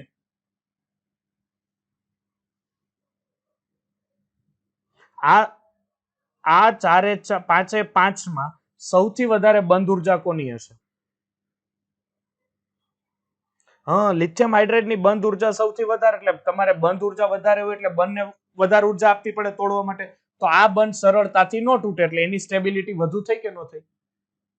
પછી જેમ જેમ તમે નીચે આવતા જાઓ એટલે બંધ લંબાઈ ધીરે ધીરે ધીરે ધીરે વધતી ગઈ. બંધ લંબાઈ જો ધીરે ધીરે વધતી ગઈ તો એનો મિનિંગ કે આ સૌથી ઓછું સ્ટેબલ થયું. કોઈ ડાઉટ? ઓકે, ચાલો ડન. હવે જો આ તમારી પાસે આયનીયક હાઇડ્રાઇડ છે, આ આયનીય હાઇડ્રાઇડ નું જલીય દ્રાવણ બેઝિક હોય, એ ઓબ્વિયસલી આપણને ખબર પડે, કારણ કે આ તત્વ છે પાણી સાથે પ્રક્રિયા કરીને હાઇડ્રોક્સાઇડ બનાવે. એક લાઈન લખો તો ચોપડામાં, કે આવર્ત કોષ્ટકમાં ધાતુના ઓક્સાઇડ અને હાઇડ્રોક્સાઇડ, આવર્ત કોષ્ટકમાં ધાતુના ઓક્સાઇડ અને હાઇડ્રોક્સાઇડ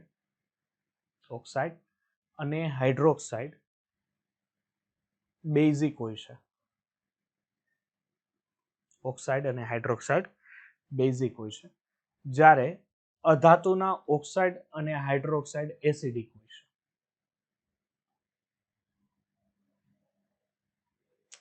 અધાતુના ઓક્સાઇડ અને હાઇડ્રોક્સાઇડ એસિડિક હોય છે. લખાઈ ગઈ બે લાઈન? લખાઈ ગઈ? હજી એક લખો.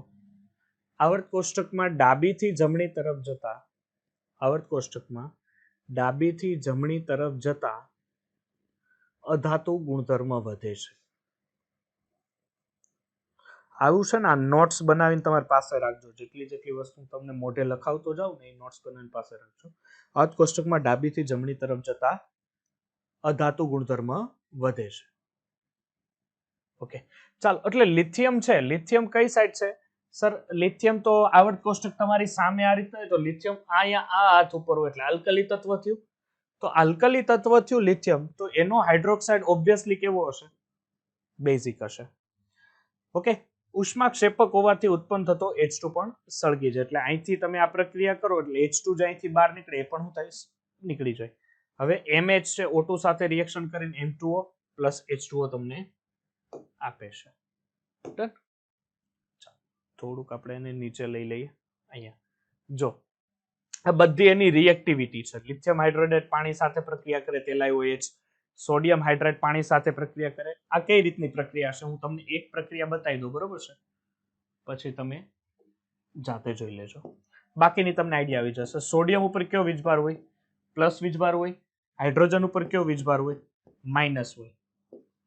ઓકે, H2O છે તો H2O ના બે ભાગ પડે, H પ્લસ અને OH માઇનસ.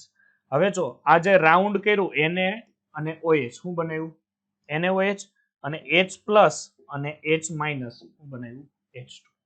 હવે એક વસ્તુ ધ્યાન આપજો, અહીંયા આ એરો આપવાનો મિનિંગ શું થાય કે H2 છે એ બાષ્પ સ્વરૂપે અહીંયાથી દૂર થઈ ગયું છે. આવો જો એરો હોય ને, એરાનો મિનિંગ શું થાય કે H2 બાષ્પ સ્વરૂપે દૂર થયું હોય, અને જો ડાઉન એરો હોય તો એ દ્રાવણને દ્રાવણમાં રહી ગયું હોય, બરોબર છે? બાકી બધું નીકળી ગયું હોય, ડાઉન એક જ વસ્તુ હોય એ દ્રાવણમાં રહી ગઈ હોય. હવે જો એક્શન ઓફ અધર પ્રોટોનિક સોલ્વેન્ટ્સ, પ્રોટોનિક સોલ્વેન્ટ્સ એટલે કે જેના ઉપર આયનો હોય, દાખલા તરીકે લિથિયમ હાઇડ્રાઇડ છે, CH3OH સાથે રિએક્ટિવિટી આપે, એટલે એની રિએક્ટિવિટીને કારણે પણ H2 sodium hydride, lithium hydride, એની જુદા જુદા સંયોજનો સાથેની રિએક્ટિવિટી. આ રિએક્ટિવિટી બહુ અઘરી નથી, તમે એક વિચાર કરો તો આવડી જાય. દાખલા તરીકે સોડિયમ હાઇડ્રાઇડ છે તો Na પ્લસ હોય, H માઇનસ હોય. અહીં એમોનિયા છે, એમોનિયા હજી આપણને ખબર છે કે હજી ભાગીદારી કરી શકે. શું કામ? કારણ કે નાઇટ્રોજન ઉપર અયુગ્મિત ઇલેક્ટ્રોન હજી હોય, એટલે H ને હજી મેળવીને શું બનાવી શકે? NaNH2, અથવા અહીંથી એક હાઇડ્રોજન ને અહીંથી એક હાઇડ્રોજન ને અહીંથી એક હાઇડ્રોજન છૂટું પડે NaNH2, એટલે આને શું કહેવાય? NaNH2 ને NaNH2 ને શું કહેવાય? સોડિયમ હાઇડ્રેઝિન. શું કહેવાય? ના, નાઇટ્રાઇટ હોય તો NO2 નો આવે, હાઇડ્રેટ. જો એમાં ખાસ યાદ રાખવાનું, હાઇડ્રેઝિન હોય ને, ખાલી હાઇડ્રેઝિન હોય ને તો NH2 હોય. NH2 હોય ને તો એને હાઇડ્રેઝિન કહેવાય, પણ અહીંયા સોડિયમ છે એટલે સોડિયમ હાઇડ્રેઝિન કહેવાશે. ચાલો, હવે જો આ બધી રિએક્શનો છે, અત્યારે ખાલી આના ઉપર તમારે નજર જ મારવાની છે, કારણ કે આ 4 હોમવર્ક છે. બધી રિએક્શન ઉપર ખાલી એક વાર તમે છે ને નજર મારી લેજો. બધી ઈઝી છે, કોઈ વસ્તુ એવી નથી કે કઈ અઘરી પડતી હોય, એટલે આના ઉપર ખાસ એક નજર મારી લેજો. ઉપરની જ રિએક્શનો છે, હાઇડ્રેટની અલગ અલગ સંયોજનો સાથેની રિએક્શનો છે. ચાલો, હવે છે આપણી પાસે સહસંયોજક હાઇડ્રાઇડ. ચાલો, જો સહસંયોજક હાઇડ્રાઇડ, સહસંયોજક બંધ ક્યારે બને? કે જ્યારે ઇલેક્ટ્રોનની ભાગીદારી થાય. હવે જો નિષ્ક્રિય વાયુ સિવાયના P વિભાગના તત્વો લગભગ બનાવે અને સાથે સાથે S બ્લોકના બેરિલિયમ અને મેગ્નેશિયમ તત્વો પણ આ પ્રકારના હાઇડ્રાઇડ બનાવે છે. હવે જો બનાવટ, પહેલી વસ્તુ શું છે? પહેલી છે આ હેબર વિધિ, એમોનિયાની બનાવટ. હાઇડ્રાઇડ બનાવ્યો, હેબર વિધિ છે આપણી પાસે, બરોબર છે, ડન. ત્યારબાદ તમે જોવો તો પાણીની ઇલેક્ટ્રોલિસિસ સ્પાર્ક છે, H2 છે, HX છે. ઓકે, હવે જો બાય હાઇડ્રોલિસિસ, તમે હાઇડ્રોલિસિસ ની મદદથી પણ એની બનાવટ તમે હાઇડ્રાઇડ ની કરી શકો. એલ્યુમિનિયમ છે, એલ્યુમિનિયમ કાર્બાઇડ છે, Al4C3, એટલે એલ્યુમિનિયમ કાર્બાઇડ. પાણી સાથે પ્રક્રિયા કરો, હું બનાવ્યું એને ભાઈ? CH4, aluminium hydroxide. કેલ્શિયમ કાર્બોનેટની પાણી સાથે પ્રક્રિયા કરાવો, શું બનાવ્યું? C2H2. C2H2 એટલે શું થશે? એસિટિલિન થશે, બરોબર છે, એસિટિલિન બીકોઝ ઓફ C2H2 એટલે HC ટ્રિપલ બોન્ડ CH, અને એસિટિલિન કહેવાશે. ડન. એટલે આ પ્રકારના જુદા જુદા હાઇડ્રાઇડ સંયોજનો આવે છે. જો એક્શન ઓફ એસિડ્સ, હવે તમે આ બધા જેટલા કમ્પાઉન્ડની રિએક્શન કરાય ને બધાની પ્રક્રિયા કોની હારે કરાવો? તો સર એસિડ સાથે કરાવો તો શું થાય? તો એસિડ સાથેની રિએક્શન. જો હું તમને એક રિએક્શન પહેલી સમજાવું, બાકીની તમારે ચાર્જ આધારે જોવાની રહેશે. એલ્યુમિનિયમ ઉપર કયો ચાર્જ હોય? +3, અને કાર્બન ઉપર કયો હોય? -4. હવે અહીંયા HCl છે તો H+ અને Cl-. હવે આની રિએક્ટિવિટી જોવો, આની સાથે 4 વડે ગુણાશે એટલે આ બનશે CH4, અને એલ્યુમિનિયમ અહીંયા કેટલા છે? +3, તો અહીંયા 3 ક્લોરીન લેવા પડે, એટલે અહીંયા શું લેવું પડે? LCl3, એટલે CH4 ને LCl3 આ રીતના બનશે. પછી કેલ્શિયમ ફોસ્ફાઇડ છે, મેગ્નેશિયમ બ્રોમાઇડ છે, મેગ્નેશિયમ સિલિકાઇડ છે, અને આયર્ન સલ્ફાઇડ છે. ડન. હવે જો રિડક્શન, તમે હેલાઇડ નું રિડક્શન કરો તો પણ તમે મેળવી શકો. લિથિયમ એલ્યુમિનિયમ હાઇડ્રાઇડ, આપણને ખબર છે કે આપણે ઓર્ગેનિક કેમિસ્ટ્રીનો સારામાં સારો રિડ્યુસિંગ એજન્ટ છે. ઓર્ગેનિક કેમિસ્ટ્રીનો સારામાં સારો રિડ્યુસિંગ એજન્ટ છે. એની રિએક્ટિવિટી કરો એટલે AlCl3 લિથિયમ ક્લોરાઇડ તમને પ્રાપ્ત થશે. ઓકે, એક વસ્તુ તમે ખાસ યાદ રાખજો કે અહીંયા તમે દર વખતે હું બનાવો છો? હાઇડ્રાઇડ સંયોજનો બનાવો છો. આ હેલાઇડ હતો, હેલાઇડમાંથી તમે એને B2H6, કોઈ આઈડિયા છે B2H6 ક્યાં યુઝ થતો? ઓર્ગેનિકમાં એક જગ્યાએ આનો ઉપયોગ થાય છે, અને આ પ્રક્રિયા બહુ ફેમસ છે ઓર્ગેનિકની. હું તમને ચાલો એ પણ હિન્ટ આપી દઉં કે આ પ્રક્રિયા છે એ આલ્કોહોલ ફિનોલ ઇથરના ચેપ્ટરની છે, B2H6 યુઝ કરવાની. એની આઈડિયા ક્યાં યુઝ છે એનો?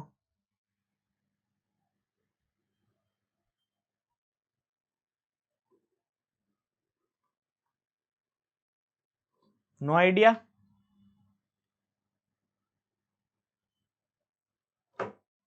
અરે આ હાઇડ્રોબોરેશન પ્રક્રિયા છે. કઈ છે? હાઇડ્રોબોરેશન રિએક્શન. હાઇડ્રોબોરેશન રિએક્શન એની આલ્કોહોલ સાથે પ્રક્રિયા કરવાની. ચાલો, હવે તમે અમુક ઓક્સો એસિડ છે, ઓક્સો એસિડ સાથે પણ રિએક્શન કરો, સોડિયમ બોરોહાઇડ્રેટ છે, એનું રિડક્શન આનું કરાવો, બરોબર? કારણ કે આ બધા સ્ટ્રોંગલી રિડ્યુસિંગ એજન્ટ છે. લિથિયમ એલ્યુમિનિયમ હાઇડ્રાઇડ, સોડિયમ બોરોહાઇડ્રાઇડ એ બધા સ્ટ્રોંગલી રિડ્યુસિંગ એજન્ટ છે, એટલે સામેવાળાનું રિડક્શન કરીને એને હાઇડ્રાઇડમાં કન્વર્ટ કરશે. અહીંયા જો હાઇડ્રાઇડમાં કન્વર્ટ કર્યું, પણ આ બધા હાઇડ્રાઇડ કેવા છે? સહસંયોજક હાઇડ્રાઇડ. હવે જો ખાસ એમાં સમૂહ નંબર 15 ના તત્વો છે ને સારામાં સારા હાઇડ્રાઇડ બનાવે. કયા? સમૂહ નંબર 15 ના તત્વો. હવે જો અહીંયા જો અહીંયા ખાસ મહત્વનો ભાગ છે ને એ થિયરીમાં મૂકો. આ એક છે. એમસીક્યુ પૂછાશે ને તો આને આધારે આપણને ખબર છે આ પ્રીવિયસ યરની નીટમાં કેવા એમસીક્યુ હતા. સમજ પડે ને? પેલા ચાર્જ વાળા કોનો વધારો, એસિડિકતા વાળો એક પ્રશ્ન હતો, યાદ હોય તો. કોની એસિડિકતા વધુ, એટલે આપણે છે ને પ્રિફર આને જ કરવાનું. થિયરી પણ એટલી બધી. હવે જો આ લોકો સ્ટેબિલિટી શું કહે છે કે તેની સ્થાયીતા સમૂહમાં નીચે તરફ જતા ઘટે. હવે કોઈ મને રીઝન આપી શકે આની સ્ટેબિલિટી સૌથી ઓછી કેમ ને આની સૌથી વધારે કેમ? મેં ભણાવ્યું હતું આગળ એકવાર.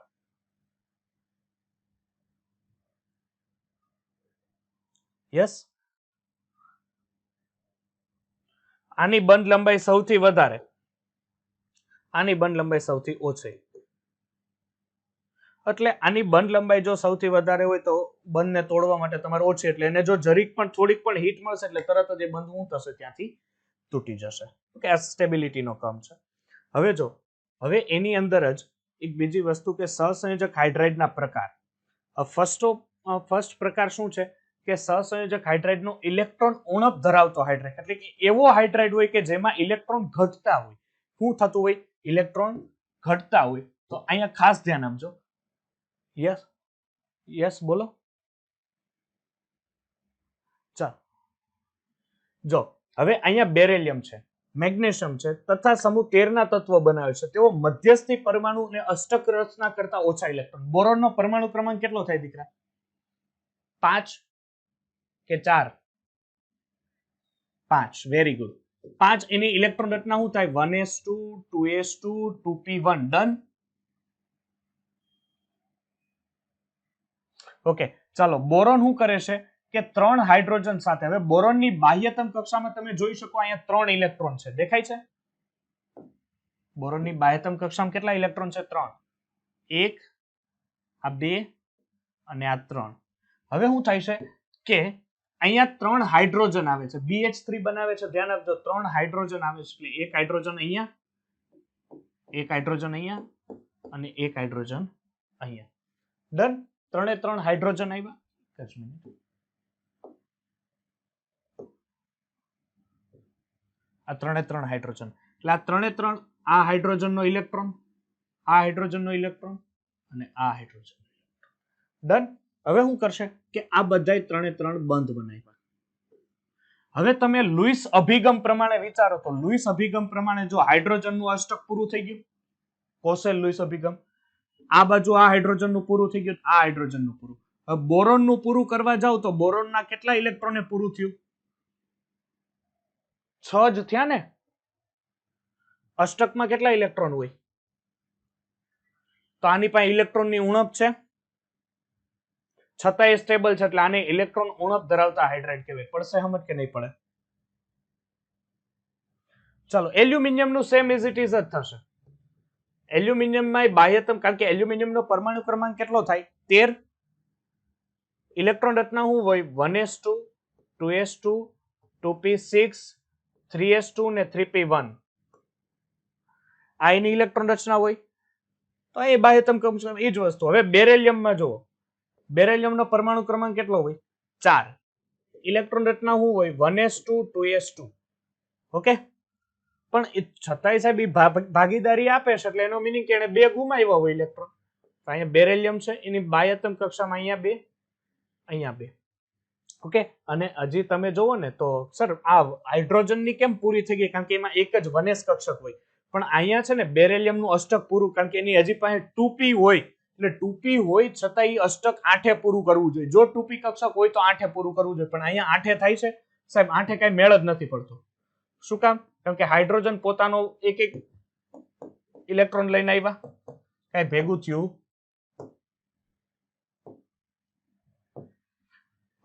હાઇડ્રોજનનું અષ્ટક તો પૂરું થઈ ગયું, સોરી આ પેલું, પણ બેરેલિયમનું 8 પૂરું થવું જોઈએ, જે ફક્ત 4 ઇલેક્ટ્રોન થાય છે, એટલે એનો મિનિંગ આપણે કહી શકીએ કે અષ્ટક અપૂર્ણ છે.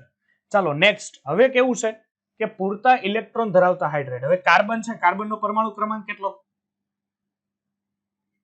6. ઇલેક્ટ્રોન રચના 1s2 2s2 2p2.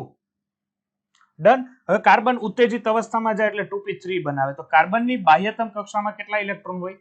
4 ઇલેક્ટ્રોન હોય. ઓકે. હવે હું કરે, હાઇડ્રોજન પોતાનો એક એક ઇલેક્ટ્રોન લઈને આવે. હાઇડ્રોજનનું અષ્ટક પૂરું દેખાય છે,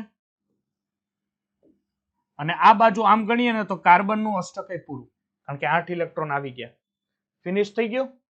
ચાલો, એટલે આની પાસે હવે વધતાય નથી ઇલેક્ટ્રોન કે નથી ઘટતા, સમજ પડે છે? એટલે વધતાય નથી ને ઘટતાય નથી, એટલે આને પૂરતા ઇલેક્ટ્રોન ધરાવતો હાઇડ્રેટ કહેવાય છે. નેક્સ્ટ આપણે જઈએ.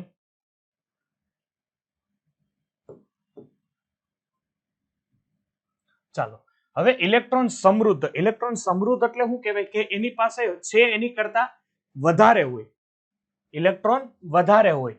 તો અહીંયા તમે જુઓ, નાઇટ્રોજન તમે લ્યો, નાઇટ્રોજનનો પરમાણુ ક્રમાંક કેટલો થાય? 7. ઇલેક્ટ્રોન રચના શું થાય? 1s2 2s2 2p3. ડન. હવે જુઓ, નાઇટ્રોજન એના અષ્ટકમાં પૂરું તો કરશે, એટલે નાઇટ્રોજન અહીંયા થયું. એક જ મિનિટ, અહીંયા જો 2 દોરી નાખું છું, બરોબર છે?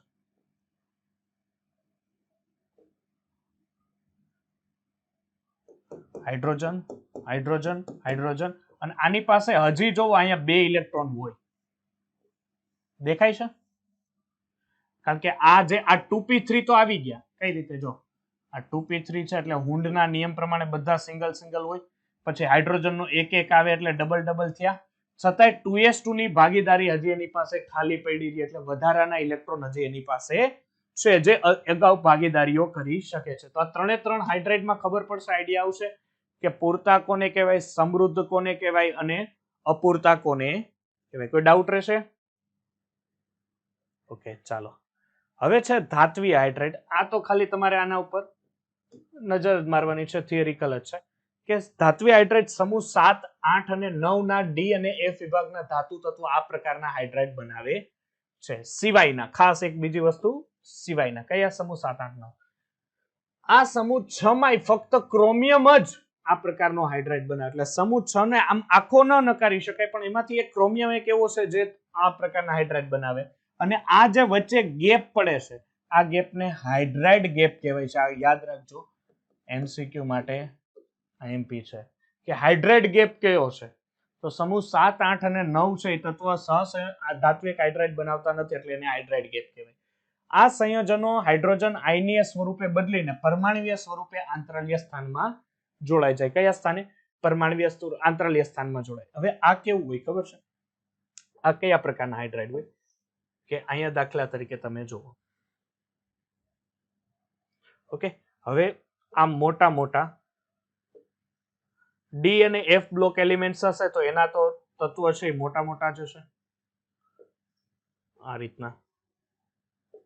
કારણ કે સમૂહમાં ઉપર ડી વિભાગ ચોથા આવર્તથી ચાલુ થાય, તો ચોથા આવર્ત સુધીમાં તો તત્વના કદ મોટા થઈ જાય ને, કારણ કે ઉપરથી નીચે તરફ જતા તત્વના કદમાં વધારો જોવા મળે. હવે જો આ રીતના કમ્પાઉન્ડ હોય, તો અમુક છે ને હાઇડ્રોજન શું કરે ખબર છે? હાઇડ્રોજન થોડોક આમ કહી શકાય તો ગરમ મગજનો માણસ છે. એટલે હાઇડ્રોજન શું થાય ખબર છે? કે અહીંયા વચ્ચેનું સ્થાન હોય ને, 2 ગોળા વચ્ચેનો જે આંતરાલ્ય ભાગ હોય ને, એ આંતરાલ્ય ભાગમાં અહીંયા જઈને બેસી જાય. એટલે આની જે તત્વયોગમિતીય હોય ને, તત્વયોગમિતીય બગાડી નાખે. તત્વયોગમિતીય હું કોને કહેવાય? દાખલા તરીકે અહીંયા તમે જુઓ, અહીંયા સોડિયમ છે, સોડિયમ ક્લોરાઇડ છે, તો અહીંયા સોડિયમ 1:1 ના પ્રમાણમાં જોડાયેલ છે. આ તત્વયોગમિતીય થઈ. હવે આ શું થાય? બિન તત્વયોગમિતીય શું કરે ખબર છે? આ ધ્યાન આપજો કે આ જો આ બિન તત્વ કે ઝિર્કોનિયમ સાથે હાઇડ્રોજન જોડાય ને, તો પૂરો 2 હાઇડ્રોજન, એટલે કે ઝિર્કોનિયમ H2 આવવો જોઈએ, પણ અહીંયા હાઇડ્રોજન કેટલું આવે છે? 1.9 આવે છે. કેટલું આવે છે? 1.9. તો એ બિન તત્વયોગમિતીયની શ્રેણીમાં લેવામાં આવે. કેમાં? બિન તત્વયોગમિતીયની શ્રેણીમાં લેવાય છે. બીજી વસ્તુ, તેઓ સખત અને ચુંબકીય ગુણ ધરાવે છે અને ધાત્વિક ચળકાટ ધરાવે છે. બીજી વસ્તુ કે તેઓની ઘનતા જે મૂળ ધાતુ હોય ને એની કરતા કેવી હોય? ઓછી હોય.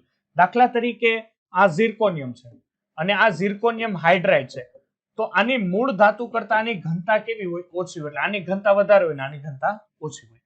તેઓ સરળતાથી હાઇડ્રોજન આપતા હોવાથી તે પ્રબળ રિડ્યુસિંગ એજન્ટ તરીકે વર્તી શકે છે અને તેઓ ઔદ્યોગિકમાં પણ રિડ્યુસિંગ એજન્ટ તરીકેનું કામ કરે છે. પ્લેટિનમ છે, પેલેડિયમ છે, એવી કેટલીક ધાતુઓ છે અધિશોષણ દ્વારા H2 ના મોટા જથ્થાને સમાવી શકતો હોવાથી તેઓ હાઇડ્રોજન સંગ્રહમાં ઉર્જાનો સ્ત્રોત કરે છે. અને સાથે સાથે હવે શું થાય કે આવા પ્રકારના હાઇડ્રાઇડ હોય ને તો પોલિમરિક હાઇડ્રાઇડ બનાવે. પોલિમર શબ્દ શું થાય કે n સુધીની સંખ્યા, અનંત સુધીની સંખ્યા એટલે પોલિમર કહેવાય. જો BH2 છે પોલિમર. હવે શું છે ઓબ્વિયસલી BH2 આમાં શું છે તો અહીંયા ધ્યાન આપજો. Polymeric hydride. હવે બેરેલિયમ ને કઈ અષ્ટક પૂરું થતું નથી. આપણને બેરેલિયમ નું જોયું સાહેબ, બે કઈ ભેગું થતું નથી. એટલે બેરેલિયમ શું કરે? એના જેવા બીજા હાઇડ્રાઇડ ને પોતાની સાથે જોડવાની કોશિશ કરે. એટલે આવું શું થાય કે એકબીજા જો સપોર્ટમાં આવે ને તો વાંધો ન આવે. એટલે પોલિમર બનીને એક સાથે લાંબી શૃંખલા બને તો એ સ્ટેબલ કમ્પાઉન્ડ બને. પણ એકલો સ્ટેબલ ન રહી શકે. કેમ? કારણ કે સર એનું અષ્ટક જ પૂરું નથી થતું. એટલે એકલો સ્ટેબિલિટી આપશે નહીં. નેક્સ્ટ છે આ બધા જોવો જે અપૂરતા વાળા છે ને લગભગ બનાવે છે. તેઓ સામાન્ય રીતે ઘન સ્વરૂપે હોય છે અને 250 ડિગ્રી સેલ્સિયસ કરતા વધારે તાપમાને શું થઈ જાય છે? એનું વિઘટન થઈ જાય છે. અને આ સંકીર્ણ હાઇડ્રાઇડ છે. સંકીર્ણ હાઇડ્રાઇડ એટલે lithium aluminium hydride, lithium borohydride, sodium borohydride લગભગ સંકીર્ણ સંયોજનો રહેશે.